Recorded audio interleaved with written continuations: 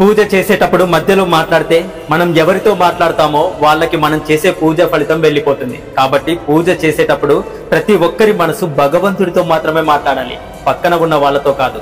అగ్ని ఎక్కడ ఉన్నా అది పవిత్రమైన భగవంతుడి శక్తి స్వరూపం.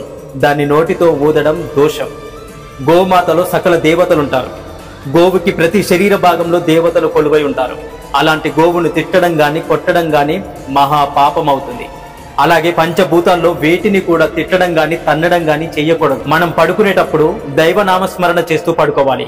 ఓం నమ శివాయ, ఓం నమో నారాయణాయ అంటూ నామస్మరణ చేస్తూ నిద్రించాలి. లేచేటప్పుడు మళ్ళీ అదే నామస్మరణం చెబుతూ లేస్తే మనం పడుకున్నంత సేపు కూడా దైవనామస్మరణ చేసినట్లు అవుతుంది. దాని ఫలితం రెట్టింపు అవుతుంది. ఏకాదశి, అమావాస్య, పౌర్ణమి, ద్వాదశి దినాలలో తులసిని తుంచరాదు. ఈనాడు ప్రజలు అసంతృప్తితో, అసహనంతో, అసూయతో, ఈర్ష్య ద్వేషాలతో, ధనకాంక్షతో పరస్పరం ఒకరినొకరు బాధ పెట్టుకుంటూ బ్రతుకు భారమై మనశ్శాంతి లేక మనుగడ సాగిస్తున్నాడు. హరే కృష్ణ. మీ యొక్క విలువైన అభిప్రాయాన్ని తప్పకుండా కామెంట్ చేయండి. Thank you for watching this video.